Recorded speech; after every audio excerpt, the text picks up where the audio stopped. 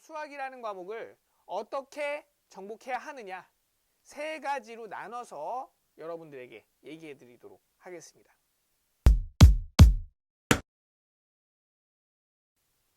안녕, 블랙매스 친구들.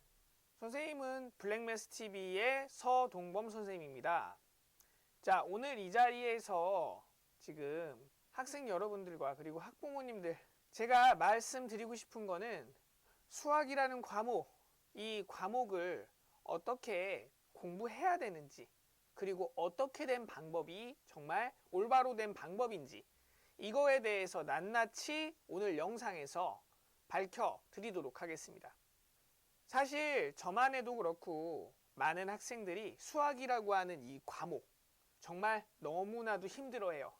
이런 수학을 어떻게 극복해야 되는지, 그거에 대한 본질을 정확하게 알지 못한다라고 한다면 사실상 아무리 노력하고 아무리 시간을 들이고 아무리 문제를 많이 푼다라고 하더라도 정복할 수 없는 과목이 수학입니다. 그럼 수학이라는 과목을 어떻게 정복해야 하느냐, 세 가지로 나눠서 여러분들에게 얘기해 드리도록 하겠습니다. 우선 첫 번째, 수학이라고 하는 과목에 대한 본질부터 알아야 됩니다. 자, 수학이라는 과목은요, 우선 다른 여타 과목하고 전혀 달라요. 왜냐면 우리가 구하려고 하는 수학이라고 하는 거의 기본적인 뼈대 혹은 구조에 대해서 제가 간단하게 한번 알아볼게요.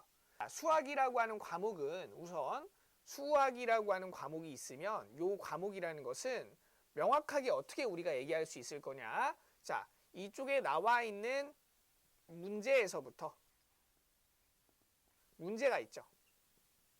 그럼 이 문제라고 하는 거를 가지고 어떻게 이쪽에 나와 있는 답이라고 하는 요 답이라고 하는 과정까지를 도출해내는 과정.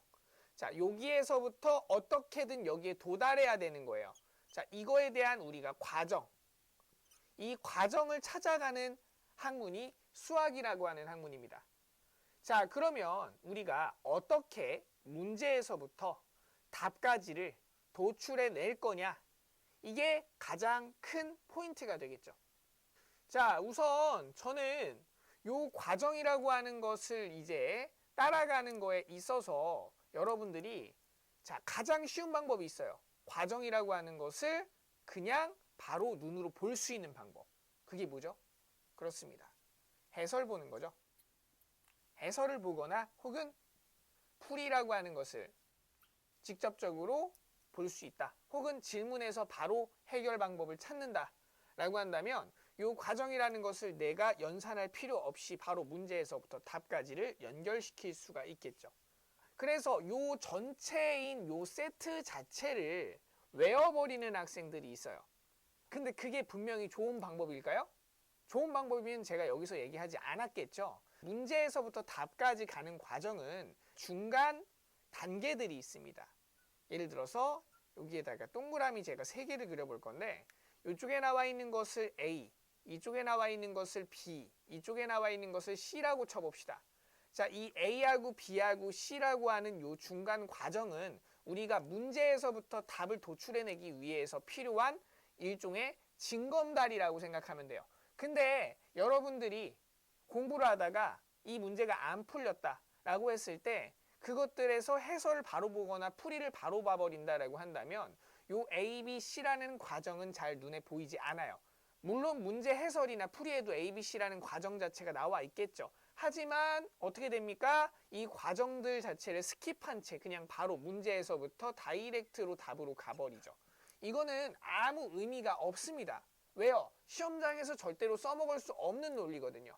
따라서 우리가 어떤 게 필요한 거냐? 결국은 이 문제라고 하는 거에서부터 이 A, B, C라고 하는 중간 단계의 이 과정이다 라고 하는 것을 어떻게 내가 습득하고 이것들을 어떻게 도출해낼 거냐? 그러기 위한 요 중간 단계들이 어떻게 되는 거냐?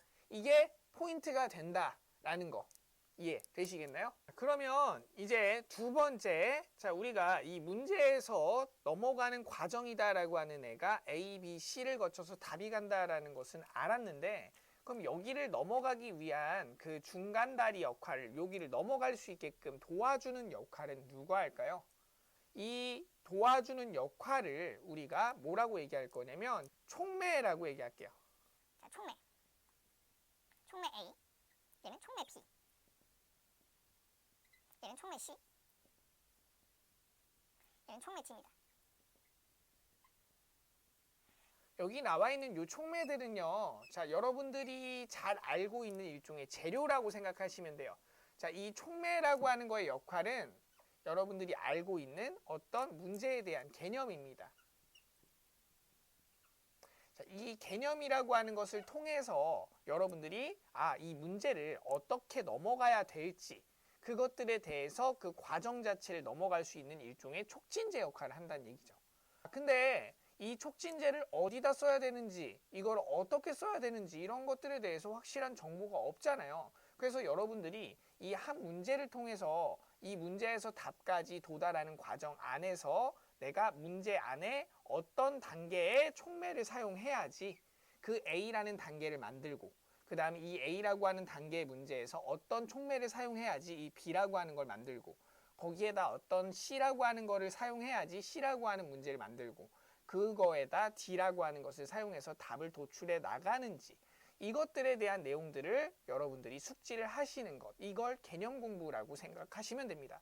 그러면 촉매는 개념이라고 얘기를 했는데 이 개념이라고 하는 거 그냥 단순히 알기만 해서 될까요? 예를 들어서 간단한 예시를 하나 들어볼게요. 여러분들이 판별식이라는 걸 배웠습니다.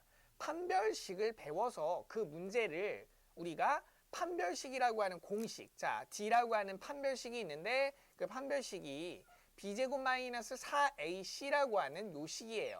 요 식을 하나만 가지고 내가 이 문제를 어떻게 풀어야 되는지 이것만 적용해가지고 문제에다가 바로 써 넣을 수가 없죠.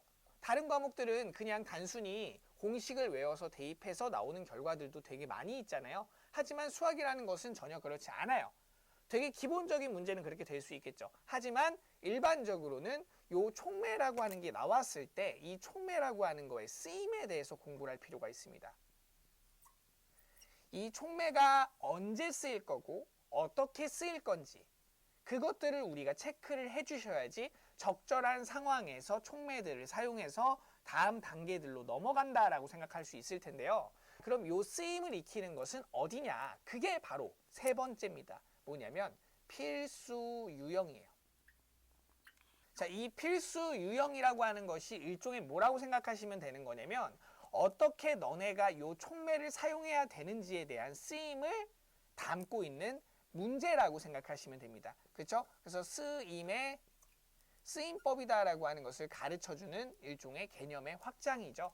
단순히 개념, 즉 촉매만 가지고는 우리가 언제 얘를 써야 되는지, 언제 사용해야 되는지를 몰라요. 언제 얘를 사용해야 되는지를 모르는데 그 언제 사용해야 된다라고 하는 그 기준 자체를 누가 가르쳐주고 있습니까? 필수 유형이라고 하는 요 문제가 가르쳐주고 있다는 얘기예요. 여러분들 개념서라고 하는 책들 알고 있는 다양한 문제집들이죠. 뭐 수학의 바이블, 정석, 그 다음 개념 플러스 유형, 그 다음에 개념 원리 이런 책들에 대한 것들을 다 살펴보시면 대부분 어떻게 나와 있어요? 개념 설명 먼저 나와 있고 그 뒤에 뭐가 나와 있습니까? 필수 유형이 나와 있죠. 즉 뭐냐? 처음에 어떤 촉매들이 어떤 개념들이 있다라는 것들을 쭉 나열해 놓고 나서 그 촉매들이 어떻게 사용되는 건지에 대한 쓰임을 필수 유형을 통해서 여러분들한테 가르쳐 주고 있는 거죠. 그렇죠? 자, 그걸 통해서 뭐 합니까? 이거를 가지고 우리가 유제를 풀라고 시킨다라고 하는 것은 너희가 직접 요 필수 유형이다라고 하는 요 쓰임 자체를 직접 해봐라. 예를 들면은 뭐예요? 걸레를 줘놓고 이걸 어떻게 쓰는지 모르잖아. 그래서 뭐해? 이거를 가지고 내가 한번 이쪽을 쓱 닦는 장면을 이렇게 보여줬어. 이렇게 쓱 닦는 장면을 보여줬어. 그러고 나서 너희한테 시키는 거죠. 자, 직접 닦아봐. 그러면 그걸 직접 닦는 과정이 뭡니까? 유제입니다. 하지만 이제 유제 다음에 나오는 과정들이 있죠. 유제 다음에 뭐가 나왔습니까? 항상 연습 문제가 나오죠. 이 연습 문제라고 하는 게 나오는 이유가 뭘까요? 라고 하는 것은 자, 쓰임 자체가 막 다양한 것들, 개념들하고 그 쓰임 자체를 알 수 없는 것들이 막 섞여 있죠. 그 섞여 있는 과정 안에서 여러분들이 어떤 쓰임으로 이 개념을 어떻게 이용해야 되는지를 정확하게 캐치를 해라 라고 하는 것이 그 단원별 나와 있는 연습 문제라고 생각하시면 될 것 같습니다. 선생님하고 지금 그래서 총 3가지에 대해서 알아봤어요. 자, 우선은 수학이라고 하는 거의 구조. 수학은 문제에서부터 답을 구하는 과정이다 라고 얘기를 했고요. 자, 거기에 뭐가 들어간다라고 했었냐면 각 과정으로 넘어가기 위한 촉매가 필요해요. 근데 이 촉매라고 하는 것을 알지 않고 그냥 단순히 우리가 해설을 본다라고 한다면 내가 이 상황에서 뭐가 들어가는지, 이 상황에서 뭐가 들어가는지, 이 상황에서 뭐가 들어가는지에 대한 내용 자체는 전혀 무시가 되겠죠. 따라서 여러분들이 해설을 보거나 풀이를 본다라고 하는 것은 우리가 그거에 대한 쓰임을 판단하는 이러한 문제의 유형에 한해서만 꼭 참고를 해주신다라는 거. 그렇죠? 그러면 여기에서 촉매 그 개념, 그 다음에 이쪽에 나와 있는 쓰임이라고 하는 것들은 어디서 확인할까요? 여러분들이 정말 잘 알고 있잖아요. 여기 나와 있는 요 촉매하고 쓰임이다라고 하는 것을 여러분들이 가장 잘 학습할 수 있는 게 개념서예요. 개념서는 딱 하나를 지칭하진 않겠지만 다양한 개념서들이 있죠. 대부분의 개념서들은 요 원칙들을 다 지키고 있습니다. 그래서 어떤 개념서든 간에 이 개념서를 완벽 학습을 하는 것. 이 개념서 자체의 역할은요, 크게 2가지라고 보시면 돼요. 첫 번째는 뭐냐면 여러분들이 공부를 함에 있어서 그 공부다라고 하는 거의 개념과 쓰임이다라는 것을 담고 있는 일종의 뭐예요? 그 참고집이 되겠죠. 여러분들의 참고서. 자, 참고서라고 얘기하잖아요. 개념서는 여러분들이 수능 때까지 계속 참고할 수 있는 참고서입니다. 참고서의 역할을 해요. 그 다음 2번째는 뭐냐면 여러분들이 문제에 대해서 못 푸는 문제가 생겼어요. 이 문제를 내가 여기까지는 갔는데 이 B라고 하는 단계에서 막혔어요. 그럼 해설을 보는 게 아니고요. B라고 하는 단계에서 C라는 단계까지 넘어가기 위한 이 촉매가 뭔지, 이 쓰임이 뭔지를 뭘 통해서? 그쵸. 개념서라는 것을 통해서 우리가 뭘 하는 과정입니까? 그렇죠. 확인하는 과정이다라는 얘기죠. 그래서 모르는 과정을 확인하는 용도. 요걸로 쓰이는 거가 대단히 중요함에도 불구하고 대부분의 학생들은 지금 이걸로 수학 개념서를 쓰지 않는다라는 거. 그냥 모르면 뭐하죠? 해설을 보죠. 해설은 뭐예요? 전체 과정이 다 나와 있어요. 그럼 내가 직접 찾는 게 아니고 뭐예요? 나와 있는 과정을 그냥 보는 거다라는 얘기죠. 그리고 촉매라고 하는 것은 단순히 한 개만 존재하는 게 아닙니다. 한 개, 혹은 2개, 혹은 10개가 존재할 수도 있어요.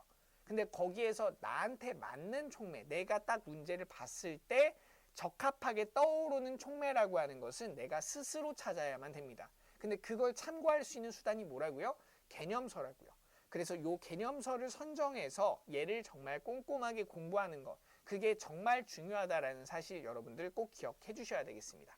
오늘 이렇게 선생님하고 같이 수학이라고 하는 과목, 이 과목에 대해서 어떻게 문제에서부터 답까지를 내는지에 대해서 알아봤어요. 모든 원리 원칙, 공부하는 방법이라든가 아니면 공부다라고 하는 것을 접근하는 방법. 자, 수학이라고 하는 공부법 자체는 대단히 많겠죠. 그렇지만 여러분들이 이 구조를 알아두시고 그 다음에 어떻게 내가 문제라는 것을 답까지 도출해 나가는지 그 과정에 집중하라라고 하는 얘기. 이걸 꼭 기억해 두시길 바라겠고요. 그 과정에 집중하면서도 자, 이 과정 사이에 들어가는 요 촉매를 파악하기 위해서는 결국 뭘 해야 된다? 여러분들만의 개념서가 명확하게 잡혀 있어야 됩니다.